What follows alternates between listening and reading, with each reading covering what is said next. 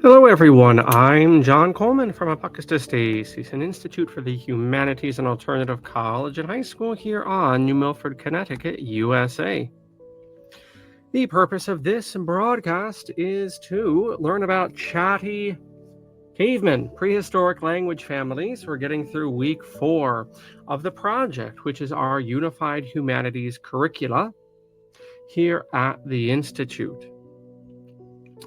We are making our way through H.G. Wells's Outline of History. However, the project, you can download Volume 1, Edition 1 from our website, which you can see down below in the description. But the purpose of this is to cover all of human history, ultimately in a 3-year perpetual cycle. And this project, as we call it, the name of our curricula, is appropriate for people at different states in life. And you can imagine what a juggling act that is. We're making something that's appropriate for lifelong self-directed learners who maybe never will set foot at the Institute. Those who join us monthly, who join us bi-weekly, and indeed those who enroll full-time with several hours of lecture and writing in addition to the reading each week. And yet there is a balance, yet we strike a balance. And in this time of building out this curricula, we are using indeed H.G. Wells's Outline of History. We're continuing this week looking at languages, which we were introduced to last time around. Before we get into the meat of the matter, on our website, you can see all sorts of goodies, including, for this presentation, an advertisement about the Sons of Issachar, Historical Cycles and World Orders. And this is a class, it's a standalone class here at the Institute. And it runs for 10 sessions, once a week, so a 10-week class. And in this series, we look at the different dynamics which scholars, past and present, have used and have palpitated as to what moves history forward, if history indeed moves forward. Certainly it does chronologically. Does it move forward in other ways? Well, that's what we're going to get into in this class. So you can check out the poster for this, The Sons of Issachar, Historical Cycles and World Orders. And we'll see you in class. All right. So let me get my mug on the screen. I have my mug of coffee here, but I'm going to get my Visage. And what button do I have to press for that? All right. Well, now we are still in the prehistoric stage. That's going to end soon enough. Hey, there we go. But we're looking at language formation, especially as human communities, as attested to by archaeology, are getting more complex. Well, the ways they express their thoughts and their needs and their organization itself must become more complex. We're not quite at written language, which is the beginning of history proper. We're still in prehistory. That's the delineation, when people can start writing down their thoughts. That's when history begins. Not that things didn't happen before, but there you go. Now, so important to the project is not just reading historical or philosophical, spiritual, or literary monographs and books and things, but also poetry. So whilst the full project has a 3-year run to it, almost like the Christian Breviary, we have a monthly cycle of poetry. So appropriate to this time together, I thought to choose Carl Sandburg's poem Languages. Carl Sandburg, who probably was best known in the last century for his series of books on the Civil War, and I believe it was principally from Lincoln's point of view. Anyway, Sandburg wrote a whole lot else besides, and this is it. Languages. There are no handles upon a language whereby men take hold of it and mark it with signs for its remembrance. It is a river, this language, once in 1,000 years, breaking a new course, changing its ways to the ocean. It is mountain effluvia, moving to valleys and from nation to nation, crossing borders and mixing languages. Die like rivers, words wrapped around your tongue today and broken to shape of thought, between your teeth and lips, speaking now and today, shall be faded hieroglyphics 10,000 years from now. Sing and singing, remember your song dies and changes, and is not here tomorrow, any more than the wind blowing 10,000 years ago. Thus is Carl Sandburg's poem Languages. Okay. So now we approach our volume 1, and we are beginning week 4. Of course, I had to reload. I had it queued up. Okay, some behind the scenes here. And that is my text marker has to be a word which will not ordinarily appear. And so I've been found out. Okay. All right. Good thing you don't see what the other text marker is. A little bit more, well, a little bit less family friendly, let's say. Anyhow, so here we go. We're just going to read a bit here. Now, the whole thing you're going to have read. These sessions are just to kind of orient us for this week's reading. And of course, if you enroll full-time, you're going to participate in a lot more private discussions and writing assignments and so forth, just like you would in any class. So this is a very superficial look, but hopefully one that's helpful nonetheless as we make our way. Part of learning is being in a community, after all, and even on these weekly broadcasts, we're making that happen. There are, H.G. Wells says, we may note some very striking resemblances between early Japanese pottery and so forth and similar Peruvian productions. This peculiar development of the Neolithic culture, which Elliott Smith called the heliocentric culture, includes many of the following practices, and he lists now 9 altogether. So these are things you see in these cultures, these Neolithic cultures. Okay, circumcision, the custom of sending the father to bed when the child is born, massage, making of mummies, megalithic monuments, such as Stonehenge, artificial deformation of the heads of young by bandages, which we still see in Africa today, tattooing, the religious association of the sun and the serpent, and this book was published in 1920, the swastika, for good luck. And so we discern these from, at least partially, from burial sites and from archaeological digs, as well as whatever artwork is captured. So artwork precedes writing. And also, we see the similarities, as we talked about last week with grammar and word similarities. We see the similarities of symbols like the swastika. This little symbol, this little odd symbol, spins gaily around the world. Right? It's found in so many places. It seems incredible that men would have inverted and made a pet of it twice over. Smith once again traces these practices in a sort of constellation all over this great Mediterranean, Indian Ocean, Pacific area, where one occurs, most of the others occur. They link Brittany with Borneo and Peru. All of this opens the question to cultures before cultures, which is a fascinating thing we'll get into, especially when we get to the Greeks and the Egyptians even before them and the Romans after them. What comes before these peoples? There certainly were civilizations that were the three mentioned as we understand them. In a sense, they built upon the shoulders of giants.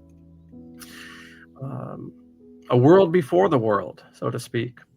But this constellation of practices does not crop up in the primitive homes of Nordic or Mongolian peoples, nor does it extend southward much beyond equatorial Africa.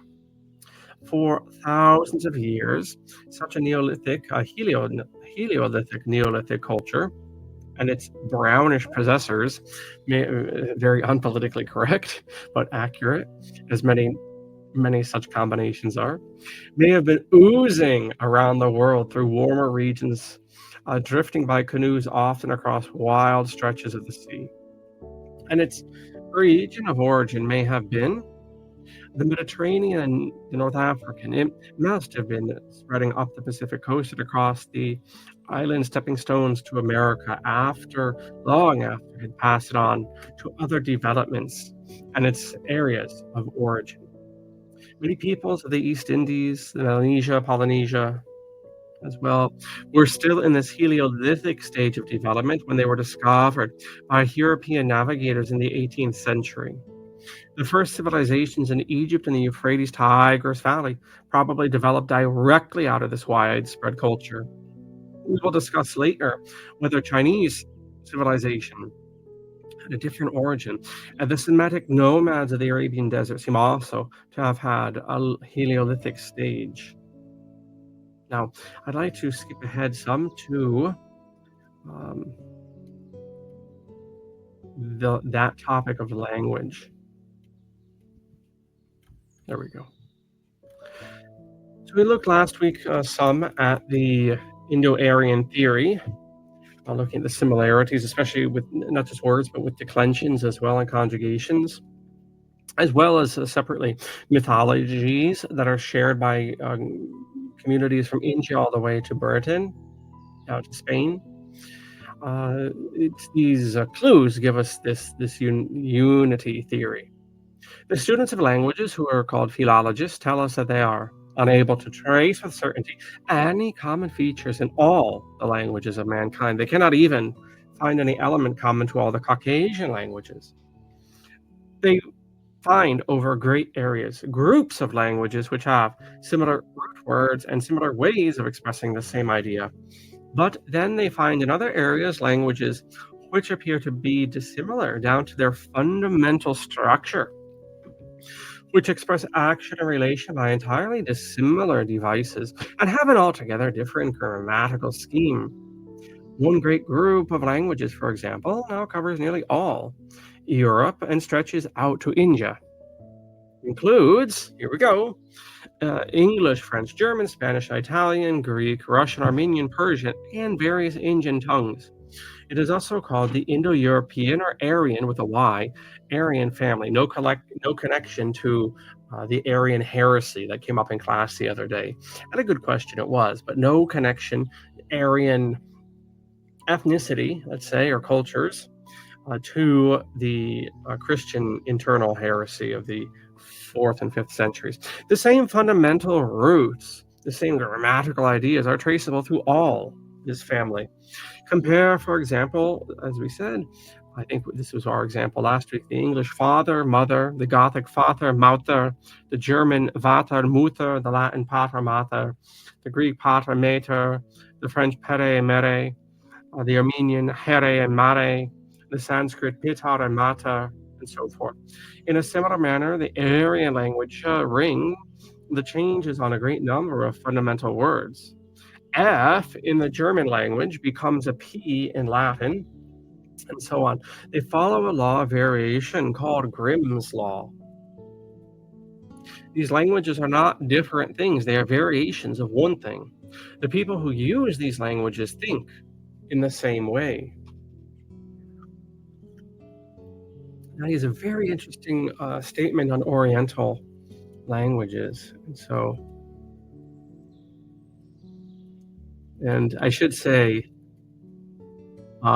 yes, H.G. Wells is, thoroughly Anglo, and he is writing at a time when the tensions between the Irish and the English were very high in the early 1920s. Wait till we get to the Anglo-Irish Treaty, of which he devotes, in retrospect, far too much attention to.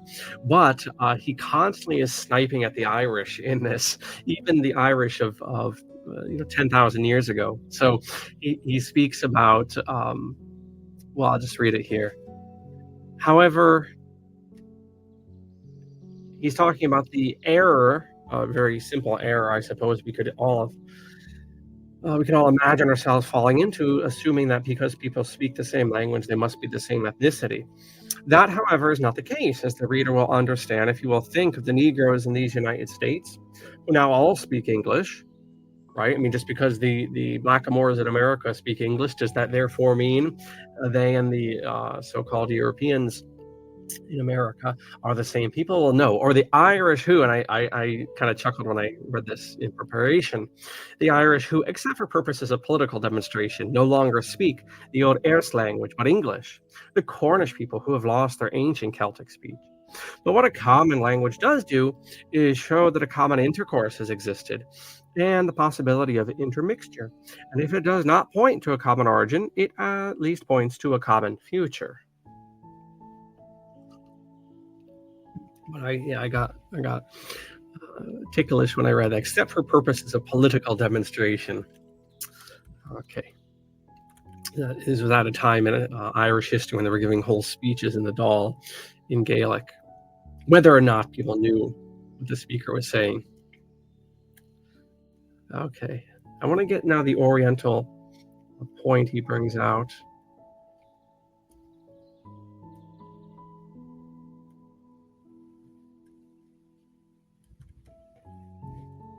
All these three great groups of languages, and maybe the Aryan, the Semitic, and the Hamitic, have one feature in common which they do not share with any other language, that is grammatical gender. But whether that has much weight as evidence of a remote common origin of Aryan, Semitic, and Hamitic is a question for the philologist rather than for the general student. It does not affect the clear evidence of a very long and very ancient prehistoric separation of the speakers of these three diverse groups of languages.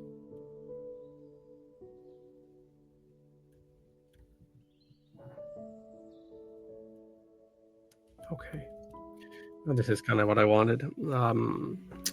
A fifth region of language formation was Southeastern Asia, where they still prevails a group of language consisting of monosyllables without any inflections, in which the tone used in uttering a word determines its meaning. This may be called the Chinese or monosyllabic group, that it includes Chinese, Burmese, Siamese, Tibetan. The difference between any of these Chinese tongues and the more Western language is profound. In the Pekingese form of Chinese, there are only about 420 primary monosyllables, and consequently, each of these has to do the duty for a great number of things, and the different meanings are indicated either by the context or by saying the word in a distinctive tone. So these are tonal languages, and that's very different from the way we speak in the West, where the very tone of voice, I mean, yes, there is I yell at you or I speak in a high-pitched falsetto or something. I mean, we can intuit that there's a different meaning if I give you a grouchy good morning or a happy good morning, right? There's something being said in the tone, but it's far more baked into Oriental languages and far more streamlined and less given to emotional outbursts, let's say.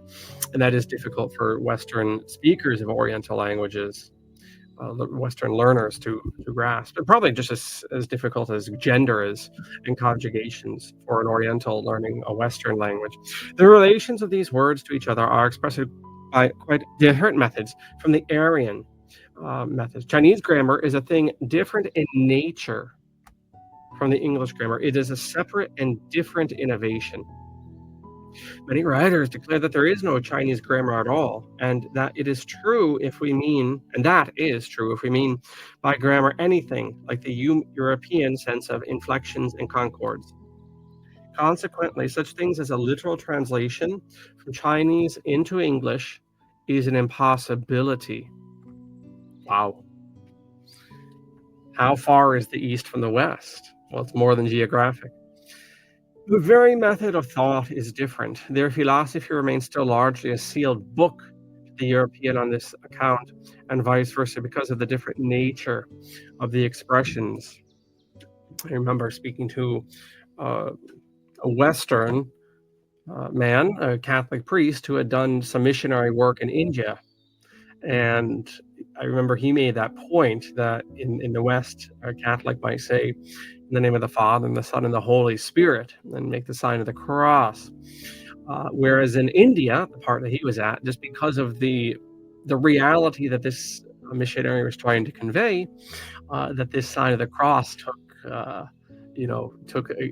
ridiculously long in order to say properly what he was trying to convey, and that was with a phonetic language. Forget about a almost hieroglyphic language like Chinese or Japanese. In addition, the following other great language families are distinguished by the philologists, and he goes on from there. Now, I want to make some room for our secondary article. Now, the project in its final instantiation will have 3 readings a day. 3 readings a day. You can break them up as you want, in addition to the poetry cycle.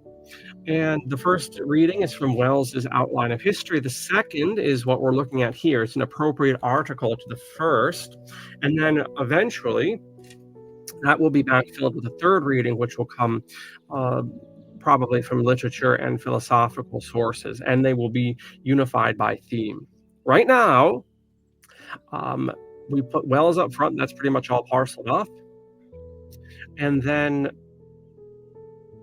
each week, when I'm done recording this, I break up these articles and I put them in for the second tier. So next year we'll have all of this collated. That's the biggest problem, or the biggest labor in all of this, is copying and pasting things where they need to be.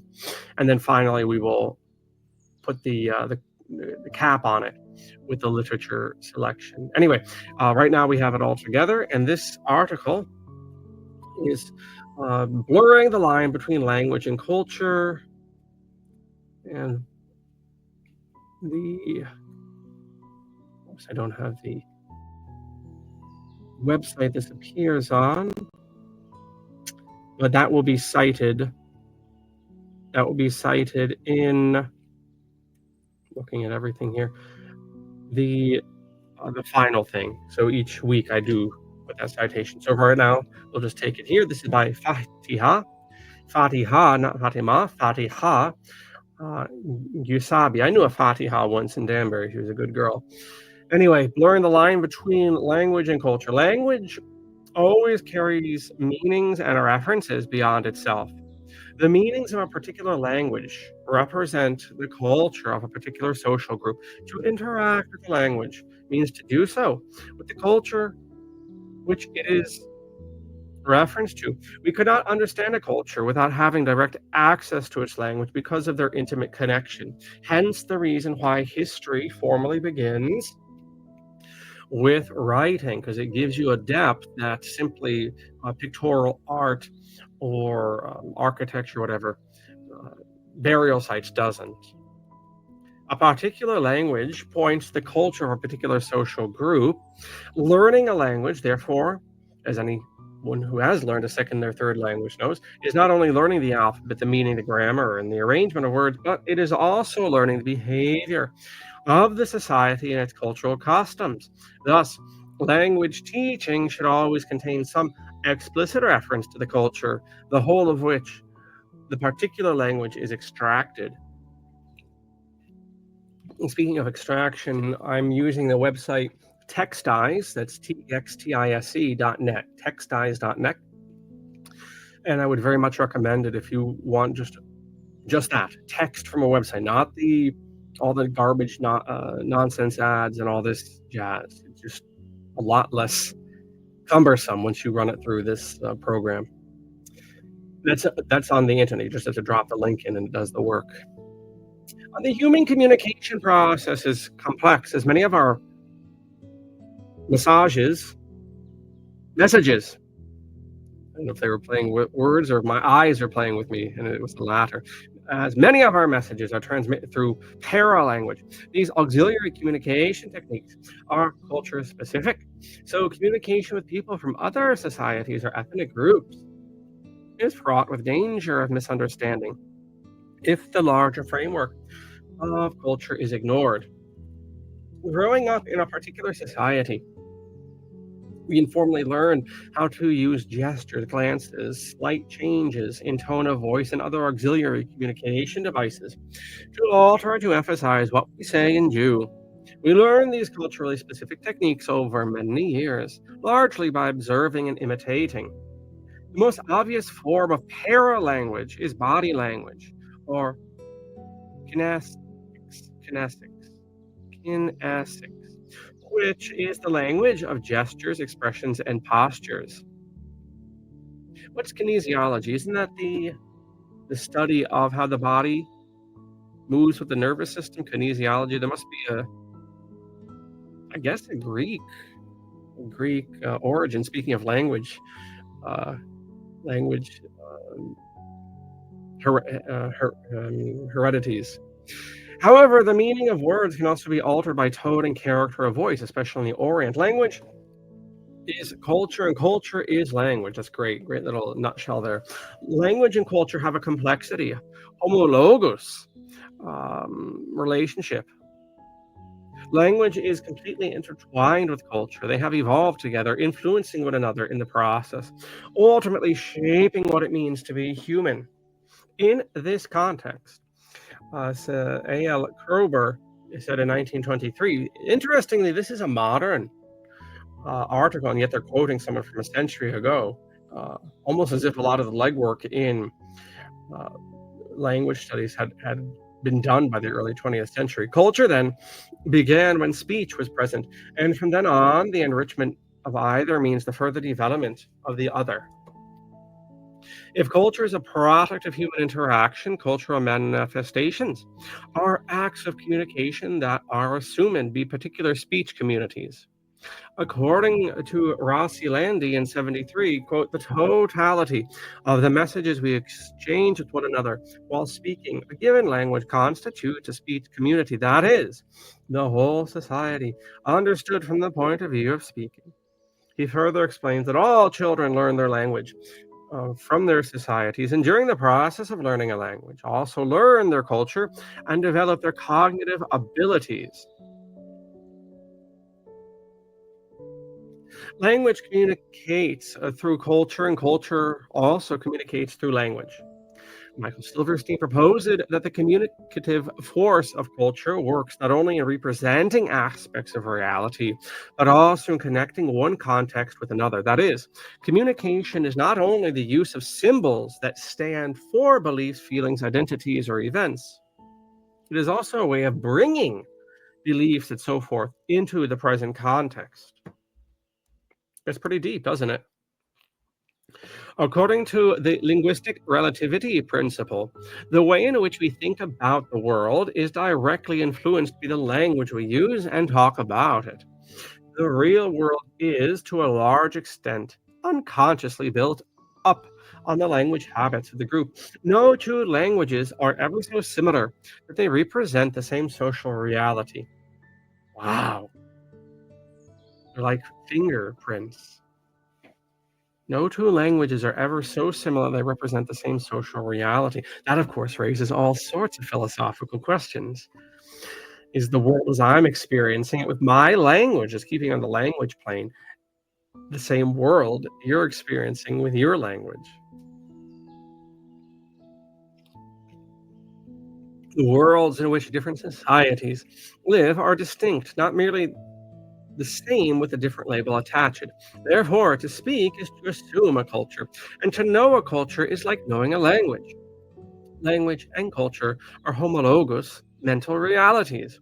Cultural products are representations and interpretations of the world that must be communicated in order to be lived. The problem lies when cross cultural interactions take place. Contact among cultures is increasing, and intercultural communication is imperative for anyone wanting to get along with and understand those whose beliefs and backgrounds may be vastly different from their own. Language can mark the cultural identity, but it is also used to refer to other phenomena and refer beyond itself, especially when a particular speaker uses it to explain intentions. A particular language points to the culture of a particular social group. We can, therefore, presume that language learning is culture learning.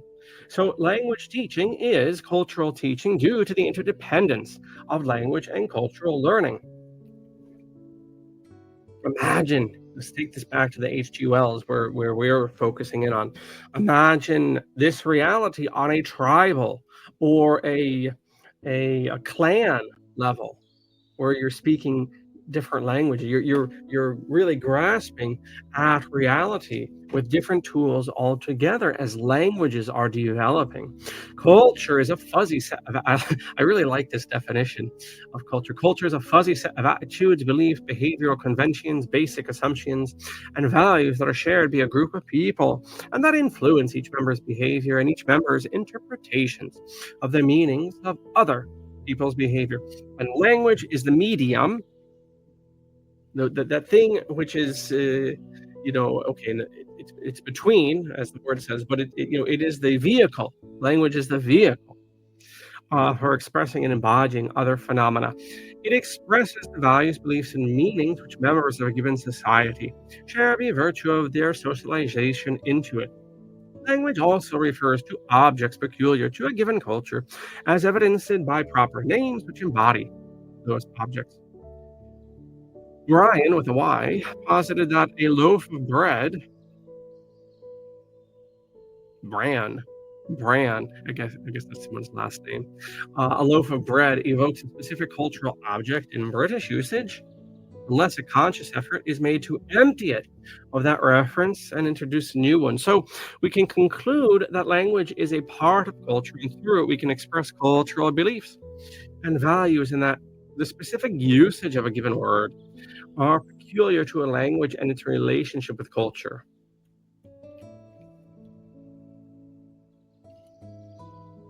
We'll just jump ahead a little bit here.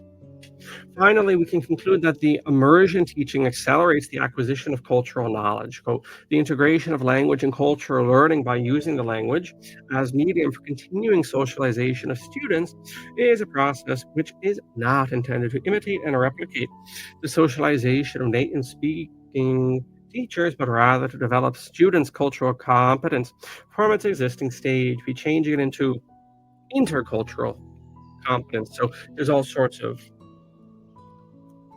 discussions, especially when you have, huge blocks of the world coming into contact with each other with the same language or with translation services. But that's far beyond where we need to concern ourselves with as we look at Chatty Cavemen. What we want to take away from this week is what language is, and we're using it all the time, but like things we use all the time, and like people we come across all the time, and all of this stuff, sometimes familiarity breeds contempt, and we don't think about what it is that we're doing when we speak. And some of the huge well, really philosophical and almost spiritual topics that we run up against when we consider language and meaning and the differences and the cultural voids. Maybe they're insurmountable. That languages have their own unique way of expressing reality. Can a Chinaman really understand the Western way of thinking, or vice versa? Or can we just get really, really good, simulacrums of what the other holds given their language structures? And how, also another option, how can people in one language group with that way of understanding reality, how can they enrich their perception of life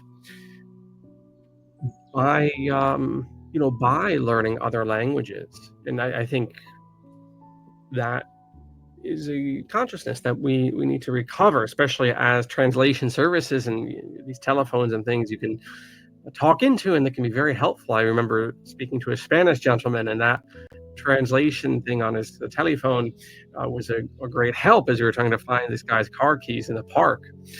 Um, but languages are not, and this is, I think, a lot of the danger of the digital stuff in general and search engines and AI. This idea that things have a one-to-one ratio, or as one of the creeps at Google said, we'll just have one answer for everything. Well, golly, I don't think when I speak into my cell phone and it spits back Swahili, that's exactly what a Swahili man would understand. And likewise, when I type in a question on one of these websites, uh, there's more than one answer. And likewise, all of this contributes to that idea of being educated, to realize there are these nuances which cannot be simplified. And I hope that this week's reading, as you go off to do it now, you can download the text volume 1 from our website in the description. Download it for free. Join along, join in this journey. I hope that this meditation, this extended meditation now going into 2 weeks on what language is, will help you and I better appreciate this and indeed a lot of those nuances that come with language use. So with that, we'll put down the bird for this week 4 of 13 in the fall season, and we'll carry on. We're getting very, very close to history proper and written languages. And so that's going to be the next real step in mankind's development. We've already settled down. We've already started agriculture. Coming up to religions, we still are at the very primitive, taboo, and magical level, but that's better than nothing, let's say. That shows an abstraction in thinking, doesn't it? And in perceiving life, that life will end, for instance. And what's causing all of these phenomena in nature. And likewise, yes, we only have spoken language at this level of our study, but that does show a certain complexity and a certain depth of human experience. All right, so we'll let our chatty cavemen carry on, and I will just invite you to consider yourself enrolling in Apocatastasис. And we do have, besides the project, which is our top shelf offering, I won't say product, our top shelf offering, we do have all sorts of individual classes. And speaking of languages, Greek and Arabic in the introductory level, as well as Latin in the introductory, the intermediate, and the advanced levels. And to dip your toe in that, on Tuesdays, we have a free reading session in either this semester Greek or Latin, and eventually we'll add Arabic on Tuesdays or some other day. But that's a great way to figure out if you want to study languages here at Apocatastasis and be yourself a chatty caveman.